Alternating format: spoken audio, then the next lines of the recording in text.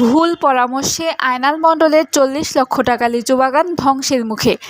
ঝিনাইদহের পাগলাকানাই ইউনিয়নের চরপাড়া গ্রামের আয়নাল মণ্ডল বিগত কয়েক বছর ধরে ১৬ বিঘা জমিতে লিচু চাষ করে আসছিলেন। প্রতি বছর লিচু বাগান থেকে প্রায় ৪০ থেকে ৫০ লক্ষ টাকা লিচু বিক্রি করেন।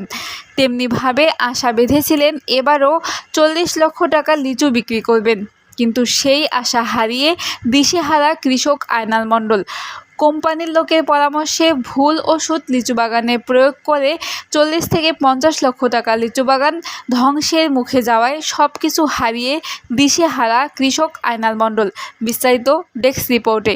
নিজে ওষুধ মেরেছে, আরো বলেছে যে ওই মাল ভালো হবে। এখন মাল সব জড়িয়ে পড়ে গিয়েছে, শুকিয়ে ফেটে পড়ে যাচ্ছে, আর গাছের পাতা সব লাল হয়ে গিয়েছে। এই কোম্পানি বুঝে দিচ্ছে যে এর ক্ষতিপূরণ আমি দিয়ে দেবো। আমারে বললো যে এই ওষুধটা দাও, দিলে তোমার লিচু খুব সুন্দর হবে, মোটা হবে, লাল হবে। আমি তখন বললাম যে এই ওষুধ একবার এই বাগানে ৫ বছর আগে দিয়ে ৯০% লিচু সব ঝরে পড়ে গেল এই ওষুধ ব্যবহার করি।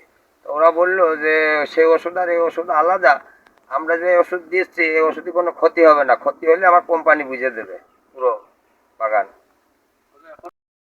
একেবারে সব এখন লিচু সব পুড়িয়ে যাচ্ছে, ফেটে যাচ্ছে।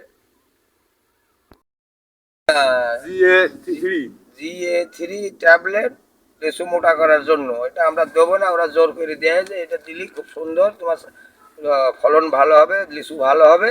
আমি নিষেধ করিলাম যে এই ওষুধ দিয়ে একবার এই বাগানের মাল সব মাটিতে পড়ে গেল। ওরা বললো যে ওষুধ আর এই ওষুধ অনেক তফাৎ, এই ওষুধে যদি কোনো ক্ষতি হয় আমার কোম্পানি সব বুঝে দেবে।